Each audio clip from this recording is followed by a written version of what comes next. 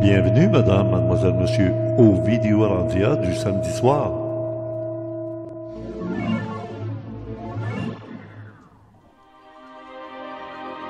Le domaine de l'étrange, la fête des morts, l'Halloween.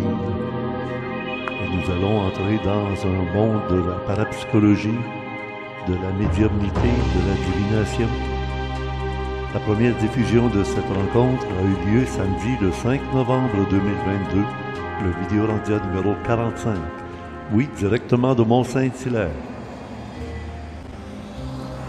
Conception, animation et montage, Richard Glenn. Ésotériste du Nouveau Monde, notre invité, M. Chris Hadar, tarologue. Il nous parle de son tout dernier livre en rapport avec le tarot. Cette dernière rencontre en studio. Ne manquez pas de lire le complément surprenant de Gilles Surprenant dans le forum Orandia à l'adresse orandia.com. Musique, Daniel Morancy. Soutien technique, Emmanuel, Stéphane, Jeannot et surtout Donald, grâce à qui nous avons des caméras portables. Recherchiste Louis Ferland à la régie, Spirale, et le concepteur du site du club créé, François Deschamps, webmaître, qui sera notre invité prochainement. Alors, allons dans le monde étrange de la voyance et des techniques de communication avec le futur. Bonne émission. Bonjour, nous voici de retour maintenant en studio. Et ça va être un peu le prolongement de la rencontre de la semaine dernière avec Alain Niala au Vidéorandia numéro 44. Vous vous souvenez, surtout au début, on a abordé beaucoup le tarot, et en particulier le tarot de Marseille ou le tarot de Aleister Crowley. Mais oui, mais aujourd'hui, on a quelqu'un qui a, je pense, le trophée du plus grand nombre de livres de tarot vendus à travers le monde francophone. Il est avec moi ici en studio, il est au Québec. Il se nomme Chris Hadar. Bonsoir Chris, bonjour. Bonsoir Richard. Bien, alors bienvenue, et je sais que ton travail sur le domaine du tarot, ça a été un travail d'une vie, hein? Ça a été ta vie concernant... Et c'est pas encore fini. Le livre, les cartes, tout est inclus dans ce travail que tu as... Toute la vie m'a amené là-dessus. Oui. Et ça faisait 10 ans que mes lecteurs attendaient que j'écrive sur le tarot astrologique. J'ai mis plus de 10 ans. Et quand je suis arrivé au moment où je devais décrire les cartes de tarot, j'ai toujours voulu respecter mon public. Et donc, je trouvais que de répéter toujours la même chose pour décrire une carte, c'était du verbiage. Ben oui, oui. Mais on voit d'ailleurs, même dans la nouvelle production, ton livre de tarot qu'on voit présentement, oui, là, qui est sur notre poster pour l'émission numéro 45, c'est en rapport encore avec le tarot de Marseille. Ah oui, ça c'est très important. Oui. Le tarot de Marseille a une filiation originelle que je vais essayer de partager et remettre même à travers ça beaucoup de choses en question. Donc, je te disais que lorsque j'ai voulu aborder les cartes astrologiques, le tarot avec les cartes astrologiques, pour moi, l'astrologie n'a rien à voir avec le tarot. Ça c'est clair, je sais qu'il y en a qui ont fait des jeux de tarot, etc. Ouais. Non. Alors je me suis dit, mais qu'est-ce que je vais faire? Et là, d'un seul coup, je me suis dit, pourquoi en prenant les tarots les plus vieux qu'on connaît, hein, un peu comme on a ici le tarot de Visconti par exemple, que Visconti a copié un tarot plus ancien. Comment peut-on le démontrer? Donc j'ai repris carrément toute une recherche au niveau de la sculpture, au niveau des livres, et j'ai essayé de voir derrière ce que actuellement aucun auteur n'a fait. OK. Le tarot le plus ancien remonterait à quelle époque? De la Renaissance en 1400, on va arrondir 1434, on va arrondir pour aujourd'hui 1450. C'est pas si vieux que ça remonte pas à l'Égypte ancienne. On est perçu, non, l'histoire de l'Égypte ancienne, ça vient d'un auteur, Gébelin, qui un jour a sorti à l'époque de la Révolution française qu'il y avait un livre échappé de la bibliothèque d'Alexandrie, qui serait le livre de Thoth, et en même temps, un autre qui était perruquier de son état, Estrella, en a fait la divination et c'est parti à la mode. Donc on a toujours pensé que ça venait de l'Égypte. Mais entre toi et moi, je vois mal comment on peut fabriquer sur des parchemins 78 cartes. C'est pas facile à tirer ou à jouer. Ouais, donc je suis très sceptique. Pour moi, mes recherches m'amènent que ce serait du XIIe et XIIIe siècle et qui serait né en Occitanie. Et c'est très Dans le intéressant. sud de la France. Oui, c'est dans le sud de la France. D'ailleurs, c'est très intéressant. Dans la région de Rennes-le-Château. Non, un peu plus à gauche, du côté de Toulouse. Ah oui, ok, donc vers l'Atlantique. Et quand on regarde les textes les plus anciens espagnols qui parlent des cartes, on signale le tarot comme étant un livre aux pages volantes et qui serait venu de l'autre côté des Pyrénées, c'est-à-dire du côté de Toulouse, en bas, dans le sud de la France. À cette époque-là, il s'est passé un drôle de phénomène. Le sud de la France, c'est l'Occitanie. C'est la partie qui n'était pas la France à l'époque, et c'est la partie où s'est développée la plus grande culture qu'il y a eu. Bon, si je fais un peu d'histoire, en 732, Charles Martel arrête les Arabes à Poitiers, mais il les a pas repoussés, ils sont tous restés là.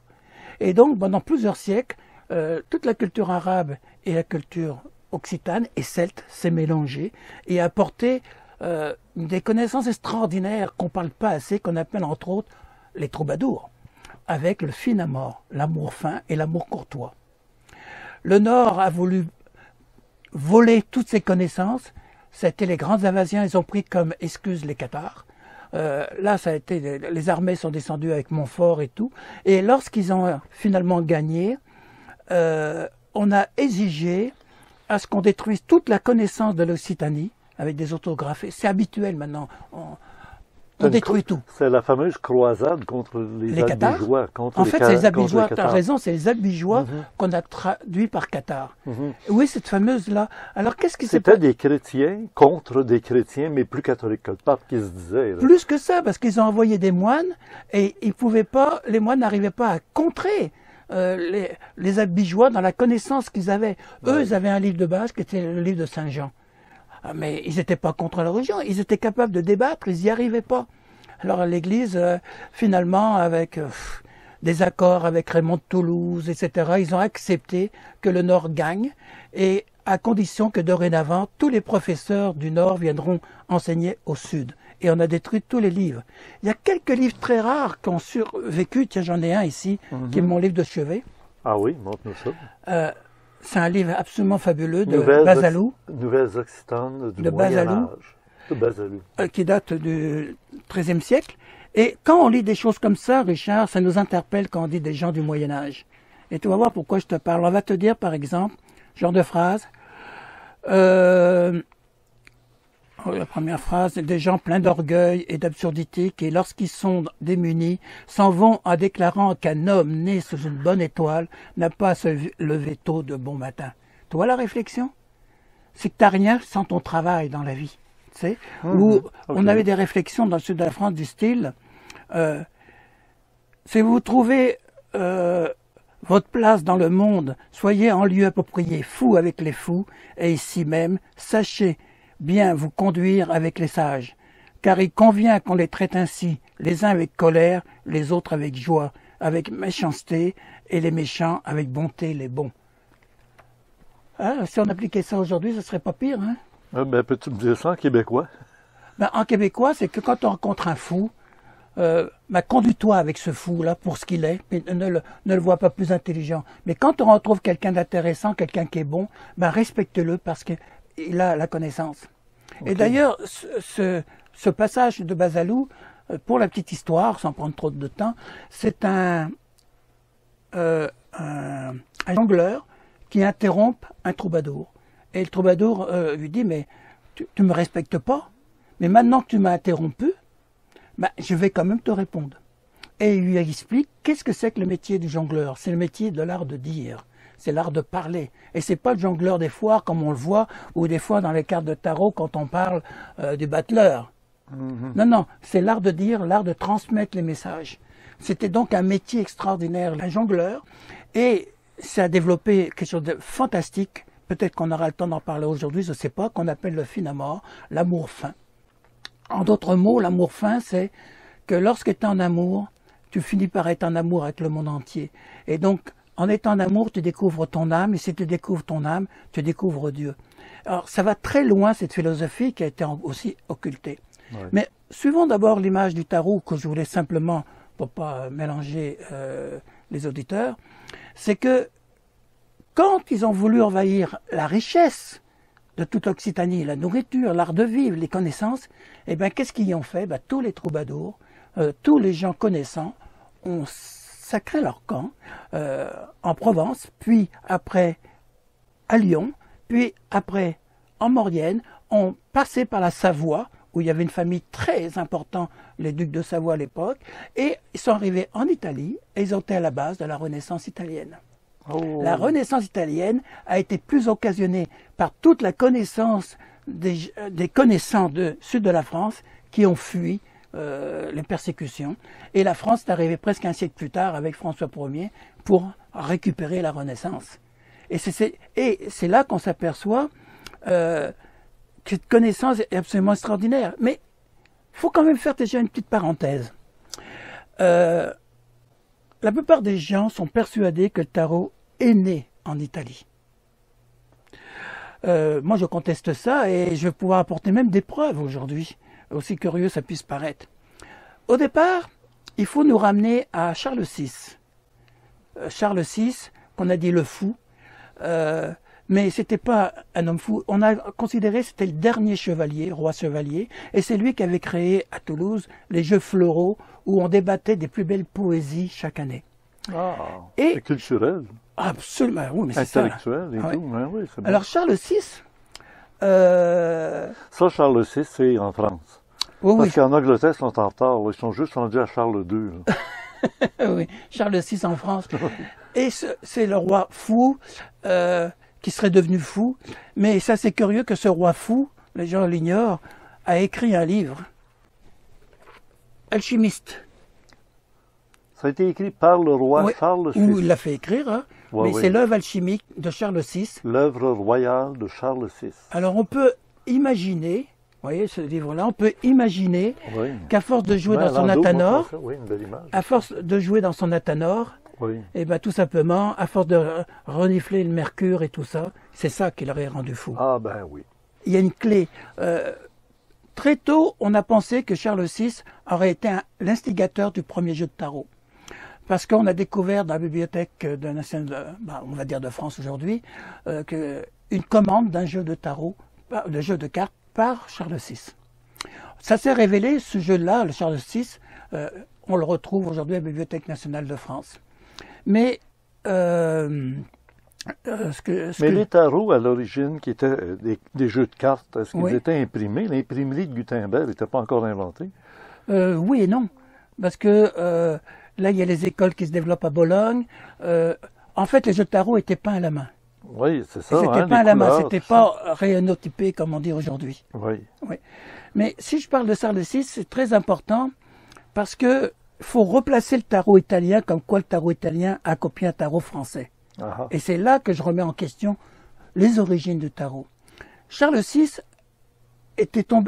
avait épousé une femme qui s'appelle Agnès de France, je pense, qui était amoureux du frère du roi Louis d'Orléans. Et Louis d'Orléans a épousé une femme qui s'appelait Valérie Visconti. Et Charles VI était amoureux de cette femme-là. c'est ça, ça tourne. hein. Oui, Un regarde l'autre, l'autre regarde l'autre. Finalement, ça revient à la première. exactement. Mais mon Dieu. Puis Visconti, on est proche là, des Les tarots italiens. Oui, c'est ça. Parce que Visconti a été élevé enfant avec René Ier d'Anjou, Oui. qui a été avec Charles VII, le dauphin, que Charles VI refuse de reconnaître en disant qu'il a été conçu par son frère avec sa femme Agnès. OK. D'accord? Alors, on voit toute la gang réunie. Et puis, à un moment donné, si on continue l'histoire tranquillement,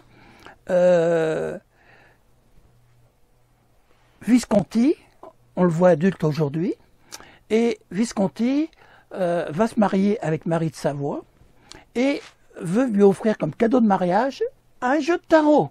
Peux-tu bien me dire, c'est quoi la mode du jeu de tarot? Ça sert à quoi, le jeu Alors de tarot? Visconti avait une chose, Oui. c'était un joueur extraordinaire et il avait décidé d'inventer un jeu. Il se souvenait de son enfance où il avait vu des images en couleur et voulait les utiliser pour pouvoir se créer un jeu d'argent. Ah, jouer à l'argent Oui, avec pour le jeu de l'argent. tarot. Ah ben, il s'est fait dessiner un jeu de tarot qui était un jeu de cartes qui servait pour lui avec des méchants. Écoute, on a le battleur qui est un mendiant, on a le pendu qui est un traître, on a le diable, on a plein de truands. Donc, il a fabriqué un jeu pour jouer le soir avec toute la gang. Et ce jeu a tellement été populaire que tout le monde a voulu le copier. Et c'est comme ça que le tarot a commencé à se répandre partout. C'est pas un jeu donc divinatoire au départ. Absolument pas. Encore côté divinatoire, ça arrivait à l'époque de la Révolution française par Gibelin. Et Aliette dit... ce nom m'échappe, c'est l'âge, si vous voulez. Aliette qui a créé les règles de premier comment tirer au tarot. Le tarot est un outil de connaissance. C'est toute une philosophie, et c'est la philosophie qu'on retrouve dans le tarot. Et c'est parce qu'on ne s'écarte pas du sujet. Et le tarot est peut-être le livre le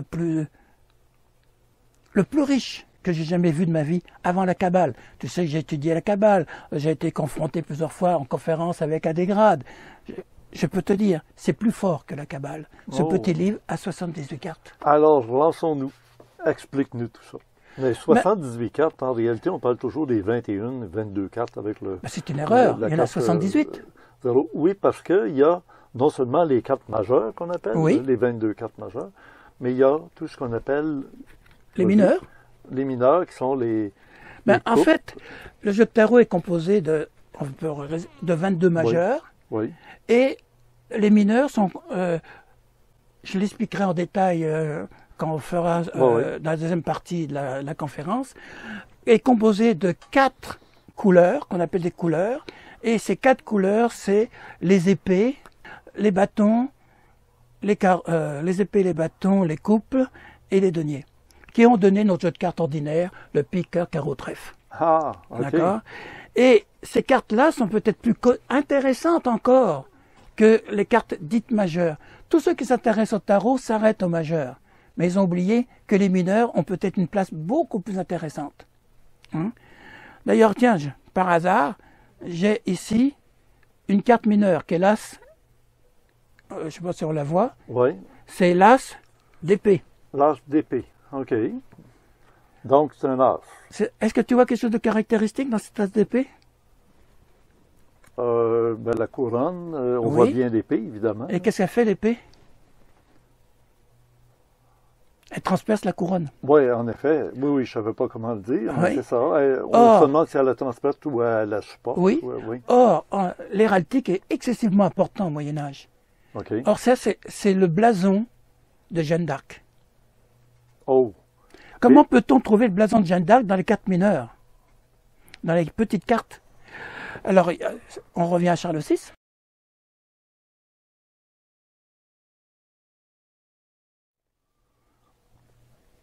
Alors, à quoi ça sert le tarot?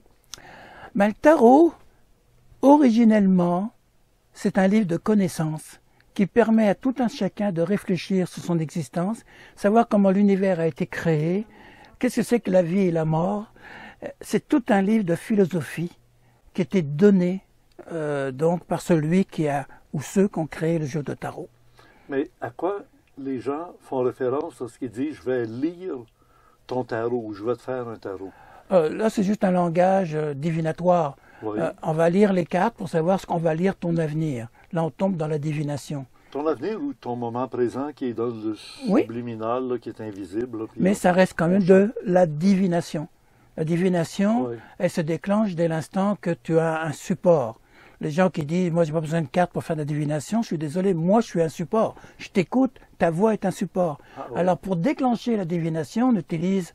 tu avais Gilles d'eau à Montréal, juste avec un verre d'eau. Il faisait ça. Ou des cartes de la phrase qui vont focaliser l'attention et déclencher l'intuition. Il faut accepter les gens savent pas, mais de mettre par terre tout ce que tu as appris pour te reconstruire à nouveau. Parce que des moments de ta vie, ça va pas, tu vas croire à la théorie de l'incarnation parce que ça satisfait, tu vas croire à telle chose. Il faut un déclencheur. À un moment donné que tu as cheminé, il serait temps de refaire le point sur ce qui était vrai, ce qu'il faut et qu'est-ce qui est important. Et repart à zéro. Je dirais qu'on est à l'époque. Mais là, c'est un livre, comme je l'ai dit tout à l'heure, de manière espagnole, au page violent, qui nous c'est ce que j'ai fait avec le jeu de tarot. C'est ce que j'ai fait avec le jeu de tarot. Moi qui travaille depuis des années dessus, c'est frappant, c'est extraordinaire. En reprenant cette démarche. Si je peux me permettre on va prendre le tarot italien. On en a Ça, deux. celui que j'ai ici dans les mains, ça c'est le tarot de Marseille. Voilà, c'est le tarot de Marseille, celui que j'ai restauré. Ah Et oui? que, oui, j'ai restauré en 1996 pour remettre, encore une petite histoire, une petite parenthèse. Louis XIV avait demandé de détruire tous les moules en poirier pour pouvoir refaire les mineurs, entre autres, à l'effigie des rois de France et des nobles. Alors, c'est pour ça qu'il s'est perdu beaucoup de choses. Mais quand tu décides de refaire quelque chose, tu ne repars pas à zéro. Donc, il y a en filigrane derrière tout l'ancien tarot. Et moi, j'ai fait une recherche et j'ai reconstitué ce jeu de tarot qui est aujourd'hui, d'après moi, le meilleur parce que les symboles sont rattrapés. D'abord, quand on regarde tout de suite ce que je te présentais, on va regarder simplement le tarot. Tiens, je te donne les cartes de Visconti. C'est tous les deux, c'est de Visconti, l'autre Visconti de Forza. OK. Qu'est-ce qu'on s'aperçoit? Ils sont devant une table. Et quand on regarde ces personnages, ils sont riches. Ils sont un costume de quelqu'un de très riche. Oui, oui, oui. Alors que quand voilà ce qu'on trouve en tarot de Marseille, un saltimbanque. Le saltimbanque, oui. Oui. Alors ça n'a ben pas oui, oui, pareil. oui, ça c'est ton jeu, le jeu de Marseille, là, celui que je Oui, bouge, là. exactement. Bon, puis alors ça, ce sont quoi les deux autres, là? Et les plus C'était vieux. des gens riches et des gens... Oui, mais attends, là, il y a un problème. Est-ce que c'est un magicien qui fait des tours, ou est-ce que c'est qui, ça? Eh bien, je vais te le dire, c'est qui. Ces gens-là, il existe ce qu'on appelle au Moyen-Âge les maîtres d'œuvre. Les maîtres d'œuvre, ce sont des gens qui allaient de village en village, de ville en ville, et qui proposaient leurs services pour pouvoir construire les cathédrales, les églises, etc. Oui. Et là, on voit quelqu'un qui, devant une table, est en train de proposer comment, en utilisant les 4 éléments, qui sont le bâton, le denier, la coupe et l'épée, est-ce qu'avec ces éléments-là, voilà ce que je vous propose, je veux que vous me donniez le contrat pour que je vous construise la maison de l'univers. Et c'est pour cela que quand elle est construite, on s'aperçoit dans le tarot de Marseille uniquement que finalement on retrouve les mêmes éléments mais vivants. Le monde. Oui. Et là on a les 4 éléments vivants avec une femme qui tient le bâton du battleur qu'on avait vu précédemment et qui rentre dans la couronne 0. En d'autres mots, ces maîtres d'œuvre venaient de proposer, voilà ce que je vais construire. Il faut savoir qu'on ne construisait pas les cathédrales ou les églises à l'époque si on ne faisait pas tous ces éléments-là en modèle réduit et qu'on ait l'assentiment du seigneur qui payait ou du cardinal qui subventionnait. Donc des fois quand on te dit que les petits ouvriers cachés qui ont commencé à écrire des livres cachés en alchimie ou pour cacher la connaissance, c'est impossible. Il fallait qu'il y ait toujours l'aval de plus haute autorité. Et si on me dit que ces hautes autorités sont des connaissants comme des francs-maçons, je l'accepte. Mais je ne vois mal comment un ouvrier pourrait s'amuser à construire quelque chose que personne ne voit. Et lui propose, avec les objets sur la table, tout simplement, voilà ce que je vous propose que je vais construire. Et la dernière carte du tarot de Marseille, parce qu'on ne voit pas ça dans le tarot italien, montre que ces éléments sont construits, sont devenus vivants. Maintenant, on a l'aigle qui représente l'air, comme l'épée fend l'air. On a l'ange qui représente l'essence, qui représente comme la coupe. On a le lion qui est le feu comme le bâton qui brûle. Et on a le bœuf qui travaille la terre comme les deniers. Alors donc, c'est des maîtres d'œuvre qui vont construire la terre. Donc ça change complètement toute la définition. Parce que ce livre-là extraordinaire nous raconte comment on crée l'univers. Je pourrais te parler plus de 2 heures juste sur cette carte pour expliquer pourquoi il tient dans sa main un bâton et un cercle qui est le denier. Le 1 et le 0. Ah oui. Et qu'est-ce que ça représente, le 1 et le 0? Le néant et la manifestation avec le 1. Eh oui, c'est très bon ça. C'est impeccable. Bereshit bara Elohim. Au commencement, Dieu créa l'univers. De 0 est apparu un 1. Ah shit, il y a quand même un problème. Bereshit. Ah shit. Non, pas shit. Le problème, c'est le problème qu'on a de tout le temps. C'est que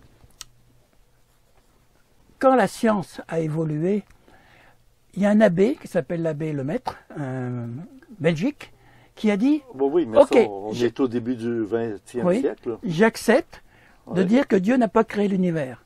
Mais alors, comment l'univers a-t-il été créé? Et là, il a inventé que c'est venu d'un atome qui a explosé. Tout le monde a rigolé en disant le Big Bang, et c'est devenu aujourd'hui le Big Bang. Mais il a sauvé sa religion parce que le petit atome était dans quoi? Dans rien. Alors on dit que c'est une singularité au niveau science. Donc, mais C'est quelque chose de singularité, singulier, Oui. mais qui est unique et qui est inexplicable. inexpliqué. Exactement. C'est ça. Mais la question, Ouais. elle est là. Quand on pose une mauvaise question, on a toujours des mauvaises réponses. Mais dans la Kabbale, dans la tradition Ouais. juive, on dit que c'est Dieu, Oui. l'absolu, Ein Sof, ou Ein Sofor. qui avait besoin de se contempler, de se constater, d'être. C'est pas faux. Mais Alors, il il faut s'est le voir. retourné sur lui-même. Et c'est Oui, là mais qu'est apparu le Ça Big n'explique Bang. pas le commencement. La question que je pose, non, c'est très bon ce que tu as dit, je suis d'accord avec ce que tu dis, sauf que j'aime pas le terme de commencement. Faut poser la question, est-ce qu'il y a d'abord un commencement avant de dire comment il s'est fait? Oui, ben justement, dans la Bible, on nous dit bien que c'est Bereshit bara Elohim. Ça n'avait rien à voir avec au commencement. Puis en latin, quand ça a été traduit de l'hébreu en latin, c'était in principio. En In, qui veut dire principe. dans, en anglais, c'est in beginning. Donc dans le commencement et non pas au commencement. Oui, mais in principio en latin, ça veut dire en principe. Oui. Ça veut même pas dire le commencement, ça veut dire en principe, c'est selon que. Mhm. Mais d'où ça vient ce principe-là? Je peux te l'expliquer d'une façon très simple si tu me donnes le temps de le faire. Oui. C'est que le 1, c'est le seul nombre qui existe, disait Pythagore. Il n'y a aucun autre nombre. La preuve, le 2, c'est le 1 avec lui-même. Le 3, c'est toujours le 1. Donc c'est le 1 qui passe en revue tous les nombres à l'infini. Oui. Mais le 1 a un problème entre ce qu'il est et ce qu'il ignore de lui. C'est ce qui a créé ce dédoublement, qui a fait créer le 2. Le 2 qui devient la matrice, ce qui le fait naître, mais en fait ce 2, c'est ce qu'il ignore de lui. Mais s'il en prend conscience comme un enfant, là, il réalise. Donc c'est ce que j'appelle la théorie de la sphère. Si je pars du 1, je m'en vais vers 2, je découvre cette matrice qui me fait découvrir 3, le centre, qui je suis. À ce moment-là, je prends conscience réellement du 4, qui est la matière qui m'entoure. Mais cette matière me fait découvrir, à ce moment-là, que ce que je comprenais, je n'avais pas compris l'essence profonde du 5. Oui, mais là, je me trouve devant deux réalités. Le 6, 2, qui est la réalité de ce que je perçois ou ce que je ressens.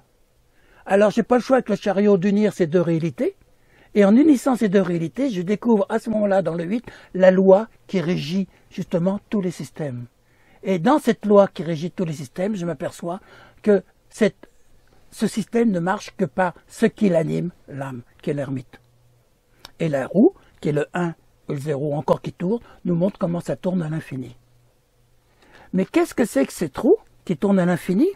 Ben si pourquoi on n'utiliserait pas les termes modernes? Parce que tout est dans tout. Eh bien, tout simplement, c'est la force, l'énergie, la puissance. D'ailleurs, cette matrice qu'a Que donnée... la force soit avec toi. Exactement, c'est la force, c'est la puissance. En fait, si je reviens à la roue de fortune, tu t'aperçois qu'en fait, c'est une génératrice qui s'explique très bien au Moyen-Âge avec la notion de l'amour, l'énergie, mais on peut le voir comme une génératrice. Ce qu'on appelle la roue de fortune. Eh oui. Alors, quand ça va créer le courant alternatif. On a le courant continu qui est l'ermite, et le courant et en tournant le 1 dans le 0, il crée le courant continu qu'on appelle alternatif, qui passe par un anode et une cathode, et qui va créer donc une polarisation. De cette polarisation va donc naître la puissance d'énergie, qui est la force. C'est vraiment dans le tarot, la Ah, force. C'est pas complètement. Star Wars qui a inventé ça. Non. Et Oui. cette force va donc polariser le côté positif et le côté négatif, puisqu'on parle d'un courant alternatif, quel pendu.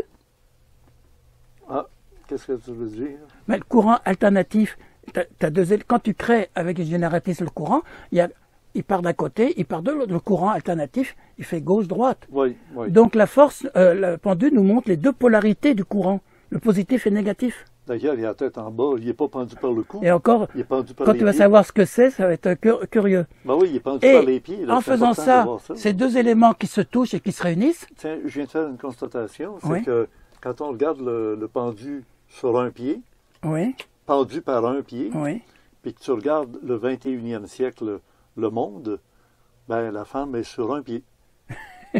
Exactement les deux qui sont le contraire. Mais le pendu, lui, c'est-à-dire le pendu, lui, il a la tête en bas, pendu par un pied. Il y a certainement un rapport entre le 13 et le 21. Pour le 21e siècle. Et au 13e pour l'instant, siècle, je n'aborde pas trop parce que là, il y a beaucoup de suggestions, il faudrait déflorer d'autres choses. oui, ben Alors, on peut s'apercevoir quand qu'on un peut faire cours- dire ce qu'on veut à ces capteurs. Non, mais moi, je veux pas. Je veux que ça soit ce. C'est ça qui est extraordinaire. Ben, tout d'un coup, qu'un bon voyant peut se servir du carte de tarot pour découvrir que dans les cartes qui sont déjà dessinées, imprimées, quand on tire au tarot, la carte que tu prends, la carte que ton consultant vient chercher, le jeu que tu développes, puis tu le développes en croix, le futur, le passé. Oui, mais je vois pas le rapport avec le fait de la connaissance que la carte véhicule. Tu m'as demandé, Ben- est-ce qu'on peut montrer la création de l'univers? Je te le démontre simplement, mais je pourrais passer des Oui. heures à t'expliquer chaque élément. Là, je suis arrivé avec le pendu, avec le positif et le négatif, et que les deux qui se touchent vont faire naître une particule qu'on appelle le quanta, qui est le 13. Ah, mon Dieu, le 13. Et après le pendu, puis tout ça. Oui, le on se 13. trouve avec le 13, oui. Quel Le quanta? pendu, c'était pas le 13. Hein. Le pendu, Non. c'était quelle carte? C'était le 12. Le 12. Donc là, tu découvres le quanta. Et d'ailleurs, si tu veux un autre rapport très vite, pour ceux qui m'écoutent, Ça, c'est la mort. pour ceux qui m'écoutent et qui veulent voir plus loin, Oui, oui. le tarot se divise aussi en deux. Ce qui fait que l'énergie de la papesse qui fait naître, développer le 1, c'est la force. La conscience connaissante du 3, elle n'a de sens que lorsqu'elle est partagée, le pendu. Et la 4, qui est la matière, est constituée de quanta, d'éléments matériels, dont le plus petit élément est le 13. Alors ces quantas vont se développer, c'est ce qu'on appellera la tempérance, qui va apporter l'extension de toute chose.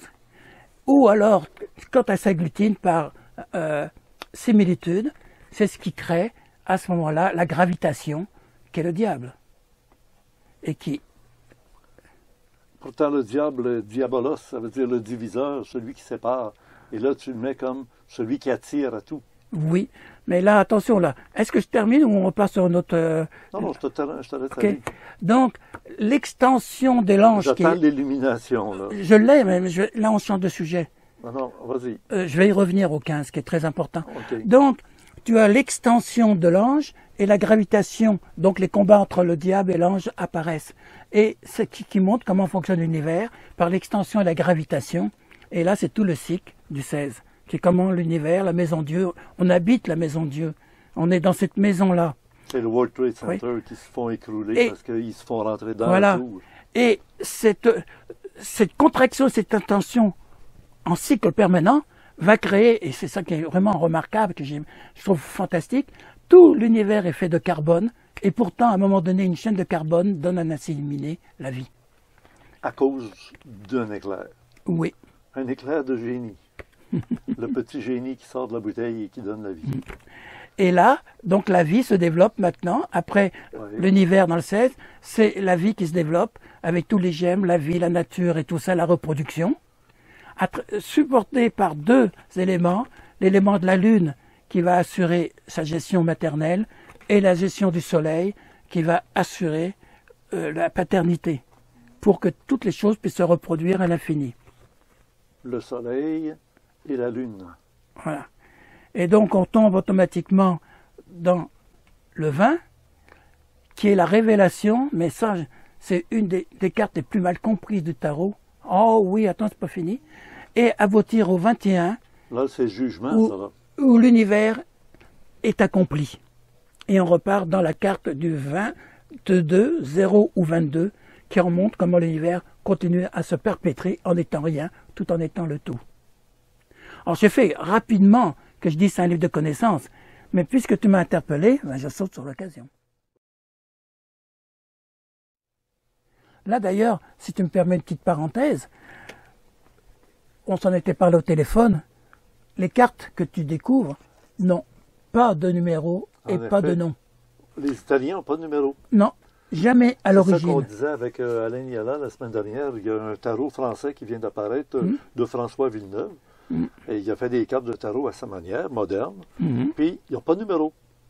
Parce qu'il dit les numéros, ça fausse la piste. Parce que les gens s'imaginent que parce qu'on met un chiffre, on met un numéro, ça vient avant, ça vient après. Oui, mais là, si tu n'as pas l'ordre, tu es perdu. Hein? Parce que la première fois qu'est apparu les numéros de tarot, si tu veux, c'est le curé qui l'a sorti pour les condamner, si tu veux.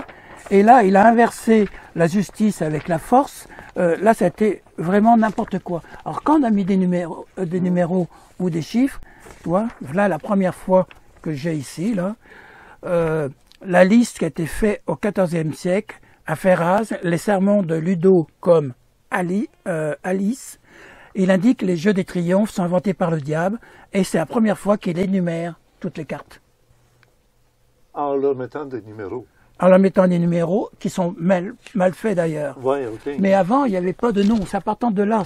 Alors il y en a qui vont même prendre la 20 comme étant une autre carte aussi. Alors c'est la cacophonie.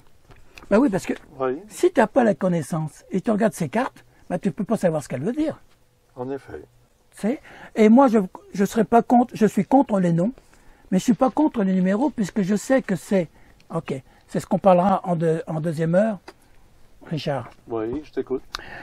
Tous ceux qui ont cherché, et il y en a qui ont cherché, et surtout dans les années 80, si tu savais le nombre de jeux de tarot philosophiques, Descamps et tout ça, qui ont sorti pour essayer d'expliquer la philosophie. Il y a le Crowley, tu me parlais, mais il y a Oswald Wirth aussi. Oui.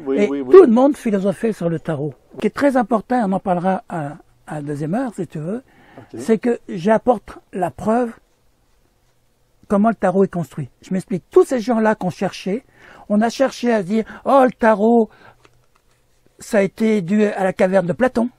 Ah ben non, c'était dû au triomphe de Plutarque, qui avait créé, ça a été un livre extraordinaire, 7 triomphes, d'ailleurs c'est pour ça qu'on a appelé les cartes des triomphes à la Renaissance, 7, mais pas 22. Il y en a qui sont amusés à regarder le coup de la tempérance, que ça devait être Botticelli qui a dû la dessiner. Mais tout le monde apporte une idée, mais personne n'est capable d'expliquer pourquoi, au point même que un des livres publiés au musée des cartes à jouer en France, on nous sort que c'est peut-être quelqu'un qui a regardé un festival Carnaval de Venise, a fait des croquis. Mais je suis désolé, Richard. Si tu veux construire une maison, tu fais un plan. Tu vois où tu vas mettre tes affaires. Donc le tarot a été construit en fonction d'un plan. Et tant que tu n'as pas le plan, tu ne peux pas comprendre ce que raconte le tarot. Or, j'affirme, trouver le plan, et je le prouverai en deuxième heure. Et ce plan-là est un plan pythagoricien, avec les nombres de Pythagore, et on verra que le tarot a été construit d'une façon tellement logique qu'on ne peut plus se tromper de ce que veut dire chacune des cartes. Quant à la clé, ça devient beaucoup plus facile. D'accord? Alors, j'en parlerai tout à l'heure. Et c'est la raison pour laquelle ça donne un sens au numéro qu'on donne aux cartes. Voilà, c'est ça que je voulais faire le lien. Merci, Richard. Oui, mais c'est ça. Là. Pour ça que moi, j'accepterai les numéros, parce que chaque numéro est lié au contenu de l'image qu'on représente, et pas le nom. Parce qu'entre le battleur, le magicien, comme on parle avec les tarots américains et autres, on n'en finit pas. Mais qu'est-ce que ça veut dire, hein? Et donc, on était à la 20, qui n'a jamais été le jugement, la résurrection. C'est simplement l'initiation où l'enfant peut rentrer dans la société. Et donc, tu dois être logique avec ce que je te dis. Quand tu rentres dans la société, qu'est-ce que tu deviens? Hein? Quand tu rentres dans la société, c'est pour devenir quoi, Richard? Pour devenir une personne. Oui, porter un renom, un nom et un renom. Eh oui, bah, tu l'as, pas pire. Parce que tout le monde va dire que la 21, c'est la réussite, c'est le succès, c'est la gloire, c'est la fortune majeure. Oui. D'accord? Or, je suis désolé. C'est pas ça le but de la vie. Hein? Toi, tu t'appelles Richard Glenn, et tu avais déjà parlé dans des émissions dans le passé, c'est vieux, quand on sortait le chiffre de la bête avec les ce qui permet de scanner au laser. les éléments qu'on achète. Oui, oui, c'est ce qui s'appelle le code, pas le code QR, Oui, l'ancien c'est ça, code. oui, l'ancien code. Hein. Le code barre. Et à qu'on l'époque, appelait. j'avais fait toute une émission Oui, parce plusieurs que fois sur au ça. milieu, et à chaque extrémité de l'ancien code barre, c'était les lignes qui représentaient le chiffre 6. 6 de la bête. C'était, oui, ce qu'on appelait chiffre Mais de la bête. Ouais. qui aujourd'hui t'appelle Richard Glenn à part ton ami qui te regarde? Tu Ben, as un numéro de matriculation sociale? Ah, oui, oui, oui. Ah, Tu oui. n'as plus de nom. Or, les gens là qui m'écoutent, Les matricules. oui, si les gens qui m'écoutent réfléchissent 2 minutes, à quel moment sont-ils capables de se dire ouvertement dans une pièce sans qu'il y ait personne, je suis fier de se glorifier De que son nom veut dire quelque chose. Oui, c'est ça. C'est quoi là? Donc toi, On tu n'a t'appelles plus Chris l'habitude. Haddad, puis Oui. tu t'appelles même pas comme Chris Haddad. On m'appelle c'est Christian Maury. Christian très Maury, fier, ton oui. vrai nom. Ben oui. C'est mon vrai nom, puis j'en suis fier. D'ailleurs, C'est quand même c'est Christian. oui. Bon, ben, je donne une petite promotion, je le dis. Je ne pouvais pas tout mettre, toute une vie de tarot, dans ce livre-là, puisque mon but était plutôt de me présenter quel était le tarot originel et quel était le vrai sens des cartes. Donc, puisque je suis au crépuscule de ma vie, j'étais en train d'écrire un livre de plus de 2000 pages qui s'appelait Le chant d'un peuple, chant, tu vas comprendre, tarot, héritage occitan, les troubadours, mais j'aurais pas le temps de le finir. Ça demande un travail tellement énorme. Donc, je me suis payé un trip que j'ai voulu faire. J'ai décidé d'écrire un roman médiéval en 5 volumes qui s'appelle Arcana. Arcana veut dire les arcanes de tarot. Donc, c'est un livre sur le tarot, mais qui en même temps, en celte ou en gaulois, Ar veut dire pays, comme Ar Mauric, un pays de la mer, Cana, qui est le verbe chanter, le pays des bardes. Donc j'ai écrit ce livre, j'ai déjà 3 volumes. Le premier volume, oui, Pays des bardes. Premier volume va sortir début février. Et justement, dans ce livre, je vais mettre des choses qui m'étaient impossibles d'écrire dans un livre juste pour ça. Alors, ça avait été grosse découverte, beaucoup de choses. D'ailleurs, j'en parlerai d'une, puisque tu m'as involontairement fait parler, mais je ne l'ai pas donné, les carrés magiques. Je t'expliquerai un carré magique qui existe dans les cartes de tarot, mais dans la deuxième heure. Parfait. Donc, je parle de choses... Puisque tu parles de ton livre que tu viens de publier, qu'on voit derrière oui. toi, et qui est le dernier pondu, mais là, tu m'as dit qu'à cause des wokismes, oui. ton dernier livre t'a rendu même malade. Oui, je suis tombé malade. À cause de quoi? Explique-nous. Ben, je peux l'expliquer. C'est que le phénomène Work a apporté la révélation ou la défense de ceux qui étaient qui considèrent l'inclusion.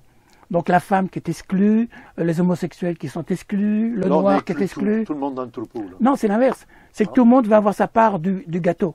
Oui. Tout le monde veut qu'on le reconnaisse pour ce qu'il est. Et ça a créé un mouvement qui fait que maintenant, au Canada, sur les passeports, on ne met plus maintenant, on ne mettra plus le nom si c'était une femme ou un homme. Maintenant, ça a créé le fait LGBT où tu n'as plus le droit de faire un film de noir avec des noirs si c'est pas un noir qui joue ou un blanc. S'approprier, c'est ça. Exactement. Alors je dis en juste titre, moi j'ai défendu la femme toute ma vie et dans mon livre Arcana, c'est le film à mort que je développe, ce que j'ai effeuillé tout à l'heure, l'art d'aimer. Oui. Et l'art d'aimer qui est découvrir son âme à travers tout ça. Moi, ça me dérange pas qu'on mette les femmes au féminin ou au masculin, je m'en fiche de tout ça. Mais ce qui m'importe, c'est que la démocratie, c'est quand des individus s'unissent avec un projet commun.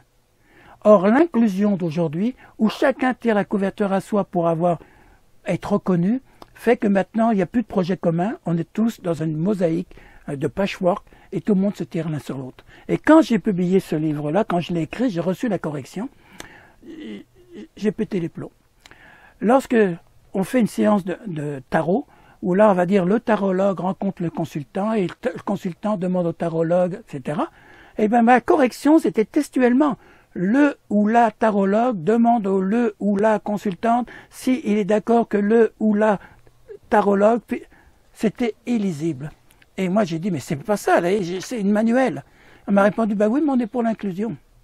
On est obligé maintenant. Et maintenant, les académiciens de la langue française ont officialisé ça, ce qu'on appelle le IET, IET, que maintenant, Oui.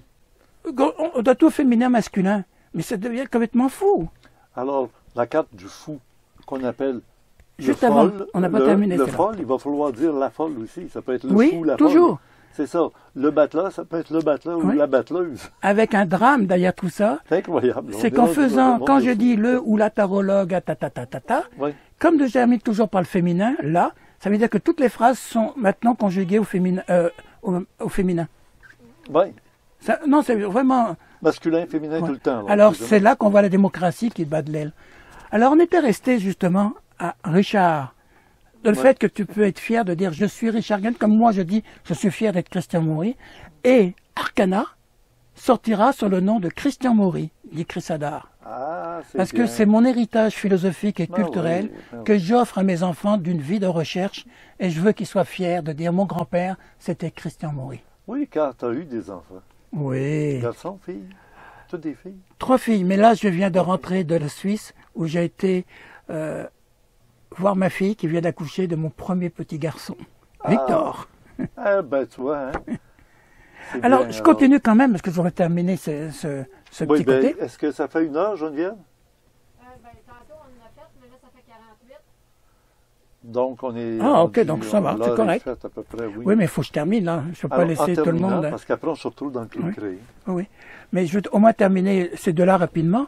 Donc, c'est la carte du monde n'a jamais voulu dire la fortune, la gloire. C'est la quête du nom. Est-ce que ton nom mérite d'être cité? Que ce soit une mère de famille, que ce soit n'importe qui, est-ce que ton nom est respectable? Le monde.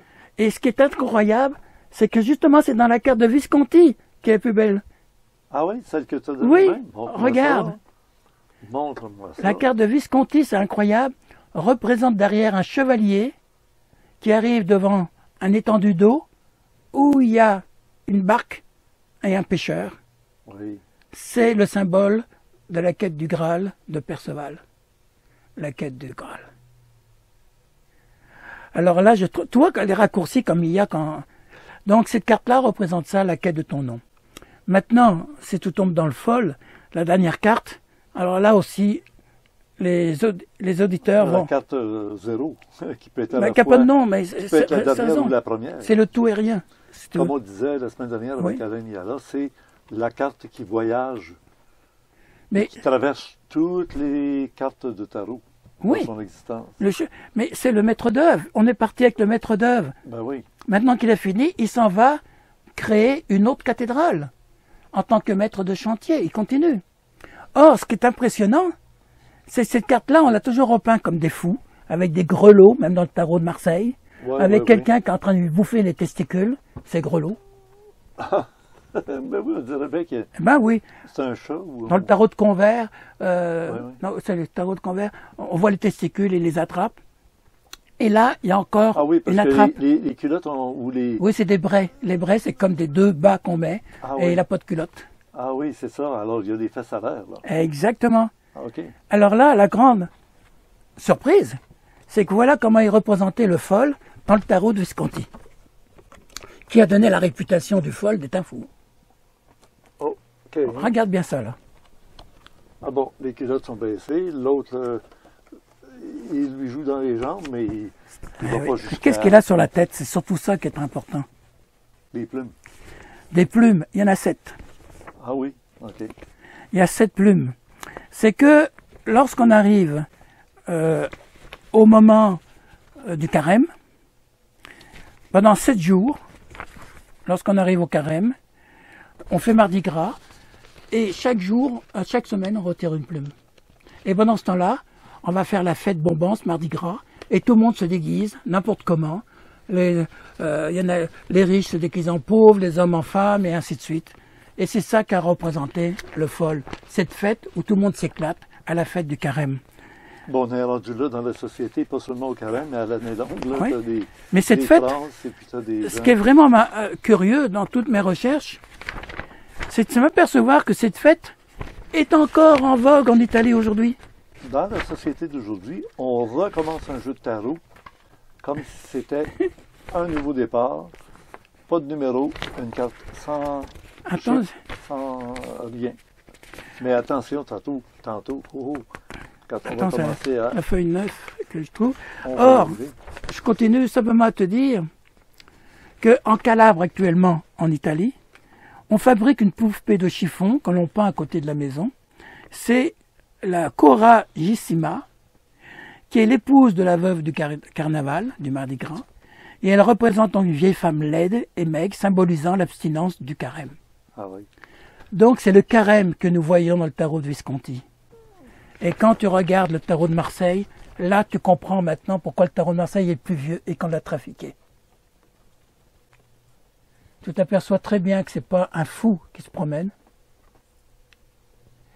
que c'est quelqu'un qui marche avec volonté et décision. On lui a rajouté des grelots pour le faire fou, et que le chien qui est rajouté derrière, c'est le seul personnage du tarot, il est même pas entier, parce qu'on l'a rajouté puis on ne savait pas comment le mettre. Il est la moitié du corps.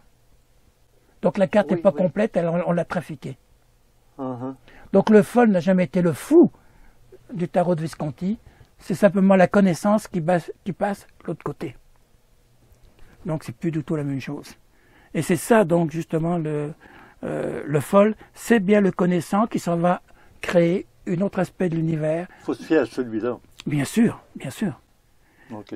C'est ça. Bien sûr, ceux qui... au tarot de Marseille. Ouais. Ceux qui auront le goût qui ont été intéressés par ça, qui ont le goût d'acheter mon livre, vont pouvoir avoir le plaisir de voir tout ce que j'ai raconté. Je me dis, j'ai appliqué la phrase de Descartes. Descartes a dit, un jour ou l'autre, il faut accepter de mettre par terre tout ce que tu as appris, je traduis, hein, pour te reconstruire à nouveau. Parce que des moments de ta vie, ça va pas, tu vas croire à la théorie de l'incarnation parce que ça te satisfait, tu vas croire à telle chose. Mais à un moment donné que tu as cheminé, là, il serait temps de refaire le point sur ce qui était vrai, ce qui est faux et qu'est-ce qui est important. Et on repart à zéro. On dirait qu'on est à l'époque, actuellement, dans notre société, où on jette à terre toutes les traditions, on veut tout neutraliser. Pour alors c'est ce que j'ai fait avec le jeu de tarot. C'est ce que j'ai fait avec le jeu de tarot. Moi qui travaille depuis des années dessus, ça a été une découverte en reprenant cette démarche. Mais donc, moi ce que j'ai voulu montrer à tes auditeurs, c'est que le tarot est un livre fantastique de connaissances qui n'a pas encore été défloré, parce que tout le monde n'arrête pas de répéter ce que dit tout le monde et personne n'a accepté de faire comme des cartes, remettre tout à zéro pour voir ce que ça voulait dire. Et moi, je vous ai présenté, au cours de mes recherches, que j'apporte des preuves de ce que j'avance et que là, on s'est dit, waouh, on est passé à côté d'un livre extraordinaire et admirable, qui est le tarot, qui était le livre de référence des troubadours. Ce livre qui est, d'après moi, je l'ai toujours dit, c'est le livre que Pythagore n'a pas eu la chance d'écrire. Et ce livre est bâti sur la théorie et les nombres de Pythagore. Donc la connaissance, elle est là. Il ne faut pas oublier une chose, mais ça on s'en parlera, je vais commencer à parler, je suis un maudit bavard. Oui, mais on se demande, moi je me demande en tout cas, si c'est pas normal que des gens comme François Villeneuve en France et d'autres, Jean-Louis Victor qui a fait un tarot, on a entendu parler là, de Aleister Crowley qui a fait son tarot. Bien sûr, que les gens tarot de font magie un tarot qu'ils considèrent comme plus d'actualité, qui correspondent à notre époque aujourd'hui. Oui. Est-ce que c'est pas normal qu'on s'éloigne d'un tarot ancien comme celui de Marseille pour essayer de voir s'il n'y a pas moyen d'être plus dans l'actualité? Je te répondrais oui et non. Ouais. Parce que si on me demanderait de dessiner le tarot que personne ne possède, le tarot originel, même si on en garde des traces, tu serais étonné comment je ferais un tarot tellement épuré qu'il n'y aurait rien dessus. Alors c'est sûr que les personnages du tarot de Marseille n'est pas de 1450, puisque les personnages qui sont dessinés ont une structure graphique qui date du XIIIe siècle et non pas du XVe siècle. Donc on montre bien son origine est plus tôt. Alors moi ça ne me dérangerait pas de le mettre au XXIe siècle. Seulement le problème, comment peux-tu dessiner une carte si tu ne sais pas ce que ça veut dire? Comment veux-tu mettre un symbole moderne si tu ne sais pas ce que ça veut dire? Tu comprends? Comment? Oh mais là je vais dire des choses qu'il ne faut pas dire non plus, parce qu'il faut les garder pour la deuxième heure. Oui. Mais comment peux-tu faire ça? Le fait même, tiens, j'accepte que Villeneuve ait le droit de faire son tarot. Moi, quand l'éditeur m'a dit, je veux un tarot de Chrysadar puisque tu es connu. Moi, je l'ai regardé, j'ai dit, je veux pas être un tarot parmi 5000 autres. Plus de 5000. C'est pas ton tarot, c'est le tarot de oui. Marseille, mais que tu interprètes. Alors moi, j'ai dit, j'accepte à une condition que je fasse un travail de restauration en 1996 pour essayer de voir quel était ramener des traits et des connaissances qui s'étaient perdus. Ça a toujours été ça, ma recherche. C'est intéressant, oui. D'accord? Tandis que là... D'ailleurs, quand on a construit la cathédrale de Notre-Dame de Paris, oui. après le feu, on l'a reconstruit à l'identique. Oui, parce qu'on avait les plans de Viollet-le-Duc. Oui, et on reprend encore avec les madriers de bois et tout, alors qu'on aurait pu faire une charpente en acier. Oui, mais tout ça. Tu sais que cette cathédrale qui a fait la Révolution française, la moitié détruite, et elle était faite pour être détruite. Tu le savais? Intégralement. Parce qu'on considérait que c'était un gothisme dépassé. Et voilà qu'il y a eu Victor Hugo qui a écrit Notre-Dame de Paris, qui a été un tel succès qu'on a découvert le gothisme français et qu'on a décidé de sauver la cathédrale. Et là, on a demandé à Viollet-le-Duc de la reconstruire et qu'il avait construit la flèche qui a brûlé, qui avait jamais été construite, et lui-même l'a construit. Donc, c'est son interprétation. Et donc, on l'a sauvé. Donc, c'est la même chose. Mais la nef, j'ai pas vu. Bateau, la nef avait besoin de son banc. Eh oui. Mais elle n'avait jamais eu le temps d'être construite. Mais là, je pose la question. J'ai pas vu le tarot de Villeneuve, puis je le connais pas. Mais s'il a construit son tarot, comment a-t-il construit la lame 20? Comme je viens d'apprendre, c'est pas le jugement, la résurrection des morts. Ah. Si tu possèdes pas. Ça va être intéressant d'aller vérifier. Tu comprends? Comment? Et il est là la question. Si t'as pas, moi je me permettrais pas. Je préfère. Regarde, je disais Arcana que j'écris là. J'annonce tout de suite à mes lecteurs l'idée. Au Moyen Âge, on croit aux fées et on les rencontre. Nous, au XXe siècle, on croit plus aux fées, on n'en rencontre pas. On rencontre des extraterrestres. Ouais. Mais c'est une question de langage. Si je me mets sous un ouragan ou une tornade et je me mets dans l'œil de l'ouragan, qu'est-ce que je vais voir en haut? Des éclairs qui vont partir à droite, à gauche, au milieu. Il va y avoir des échanges à cause de tout ce qui se fait. Et on va dire c'est le dieu Lug qui envoie ses éclairs, ou à la limite le dieu Odin, avec un œil de moins qui envoie ses éclairs. Donc ça dépend le langage que tu utilises pour parler la même chose. Alors oui, on rencontre les fées, ça existe, et ces fées-là, on appelait ça les bonnes dames. Je préfère ça que fée, qui est un mot occitan de fée. Les bonnes dames, ou les franches pucelles, c'est comme ça qu'on les appelait. Et si tu ne parles pas le langage de cette époque-là, c'est pour ça que le livre sera même en ancien français parmi certaines parties, pour que les lecteurs pénètrent tellement la pensée des gens du Moyen-Âge qu'ils lisent ce qu'ils disaient et non pas ce que nous on croit comprendre. C'est grave, nous, aujourd'hui, là. On regarde ça avec nos connaissances. Exemple sur la lumière, puisqu'on parle des cathédrales. Tu vas voir, si tu regardes les images de l'époque, on va voir des arcs-en-ciel avec 3 couleurs seulement. C'est quoi à l'époque?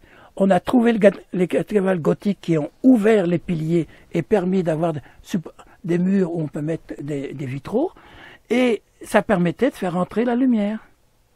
Mais la lumière des cathédrales, ce n'est pas la couleur. Je pense que c'est Newton qui a décidé qu'il y avait 7 couleurs dans l'arc-en-ciel pour être conforme à Aristote qui avait fait le chiffre 7.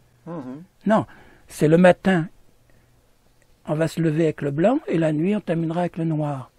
Au milieu est le rouge ou le vert et tranquillement la lumière blanche va tranquillement le rose, jaune va varier vers un bleu pour devenir un noir. Donc c'est là le code de la lumière du Moyen-Âge. Et un bleu, c'est un noir sale. Le jaune, c'est un blanc. Alors c'est tout, c'est symbolique. Si tu le connais pas, là, quand tu vas regarder un arc-en-ciel, tu te dis, ils savent pas dessiner. Si tu connais pas le code, tu ne peux pas comprendre. D'ailleurs, le tarot, c'est arcane, mystère. Si tu n'as pas la clé du mystère, tu ne peux pas découvrir. Et c'est ça mon travail d'une vie, puis j'en ai trouvé, et je suis content de les donner avant de mourir. Parce que faudra que quelqu'un les trouve à nouveau. Et c'est solide, c'est solide. Bravo. Ben, Christian Maury, Chrysadar, oui, bravo, beau travail d'une vie. Et, oui. Ça vient d'ici, du Québec, et c'est oui, j'en suis fier. Partout dans la francophonie, même en Europe. Mais il faut pas oublier, ça reste un roman d'amour. Le battleur, je crois beaucoup plus que c'était un troubadour qui jouait de lutte pour plaire à la 21e, qui est une femme. Ah, pourquoi pas? Alors moi, je pense que c'est la chanson de l'amour, surtout après vous avoir dit que l'amour, c'est la spiritualité. Et je radoute encore un petit quelque chose, je ne peux pas m'empêcher de parler. Et la dernière carte, ben on retrouve la femme. Eh ben oui. Mais je veux dire une dernière chose. Il y a 4 couleurs. Oui. Quelle est la couleur de l'épée? C'est l'air. La couleur du bâton, c'est le feu. La couleur des coupes, c'est l'eau. Et puis les deniers, c'est de la terre. Mais que représente en fait comme symbole? On va voir l'artisan avec le bâton qui œuvre. On va voir le militaire par les épées. On va voir nous, en fait, c'est ça les deniers, notre travail, notre potentiel. Et que représentent les coupes? Eh bien justement le monde religieux, c'est-à-dire de la spiritualité. Ben oui, le calice. Et voilà, c'est le nom de... Graal. Et voilà, c'est la spiritualité. Ben oui. Alors tout le monde regarde toujours le cœur, les couples, l'amour. Non, Oui. c'est la couleur du cœur. Et pour le tarot, pour moi, c'est le chant du fin amour, l'amour fin, qui est le chant de l'amour. Et c'est ça que j'espère qu'on va découvrir, comment arriver à avoir l'art d'aimer, et non plus de copuler ou de tout ce qu'on veut, mais de respecter la femme ou l'homme dans l'art d'être capable de se plaire et de se découvrir en lisant la différence à travers les yeux de chacun. C'est ça le tarot. Et les 4 couleurs, on est à l'époque de la télévision couleur. Et ça s'appelle RGB, Red, Green, Blue. Et pourtant, en peinture, on sait que les 3 couleurs primaires, c'est le red, rouge, green, le vert, qui est un mélange de jaune et de bleu. En fait, il n'y a Parce que que 3 il y a le couleurs jaune. aujourd'hui au niveau... Oui, mais c'est ça. C'est soit qu'on est dans la matière, en pigment, ou soit qu'on est dans le rayonnement. Et dans le rayonnement, c'est red, green, blue. Rouge, vert, bleu. Et quand c'est en pigment, c'est rouge, jaune, bleu. Et moi, je suis dans la lumière, à manière des troubadours dans la Dans le cathédrale. Donc moi, je suis dans le blanc et le noir, Oui. et le rouge au milieu. Et on revient presque à l'époque des Romains. Ah, attention, parce que la Gestapo, les nazis, c'était le rouge, le noir et le blanc. Oui, mais on s'en vient là actuellement. Là. Mais parlons d'amour au lieu de parler de guerre. Oui. Bravo. Merci. Ben, merci beaucoup, merci de m'avoir écouté. Et puis j'espère que si j'ai pu vous intéresser au tarot sur une autre façon de le voir, ça m'aurait fait plaisir de passer un moment avec vous. En conclusion, voici un clin d'œil offert par le club créé à tous. Tu te rends compte, Richard, de ce qu'on vient de se dire? Si tu prends conscience que tu es dans un présent permanent et dans la difficulté, tu prends ce détachement pour entrer dans ton présent, il n'y a plus de drame. Et tu sais tout de suite comment les choses vont enchaîner et où est-ce que tu t'en vas. Et tu t'aperçois que rien n'est un hasard. Tout est là et pourtant, rien n'est planifié et tu es libre de faire ce que tu veux de ta vie. C'est dingue, cette absurdité. Camus l'a très bien exprimé avec la peste, avec l'absurde. Et c'est ça. Ben là, en terminant, je vais quand même dire à tout le monde que si vous avez aimé les propos de Chris Hadar, Achetez un jeu de tarot. il faut- Prenez un tarot de Marseille. Voilà, et Prenez-vous vous le plaisir. dites, c'est ça que j'allais dire. C'est ça que j'allais dire, ben, c'est l'aboutissement d'une vie Oui, de recherche et exactement. d'étude du tarot. Ben, c'est ça, ça sert Tu m'as vraiment à quelque rencontré quand chose. j'ai commencé. Et Aujourd'hui, c'est... oui, tu es venu au début de mes émissions Ah oui. ici. Il y a très longtemps, oui. Tu m'as invité, je venais avec les connaissances de Robert Charroux et tout ça, des valises de connaissances. Oui. J'ai commencé ma vie publique grâce à toi. C'est toi qui m'as fait ma première émission, qui m'a fait connaître du public. Oui. Et tu termines la dernière chez toi avec Oui. moi aujourd'hui. Et ça Exact. passe par la queue. Exactement, oui. Ah oui, c'est Ouroboros. Et tous les deux, on a une barbe aujourd'hui. Ben oui, c'est vrai pareil. Eh oui. Il avait une moustache, on l'appelait moustache, et moi j'en avais une. Ben oui, toi aussi, t'en avais une, oui, Ouais, c'est ça. C'est marrant la vie. Hein. Ah, ben c'est beau. Ben je suis content, ça a été une belle Oui, je suis rencontre. Ben, bonjour, Ben, bonjour. j'ai pas dit adieu.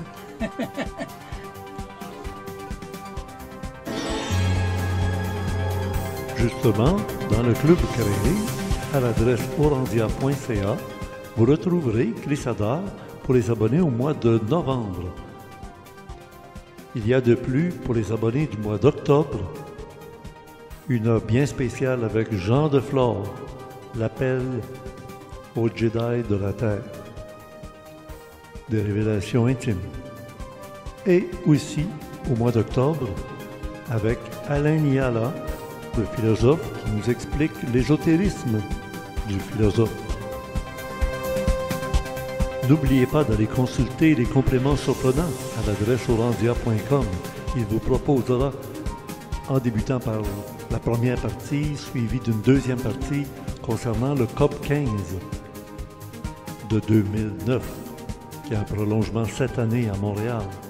Et nous avons fait aussi un spécial, le mi-mandat des peuples, avec Jean Deflore et Jean-François Poulain.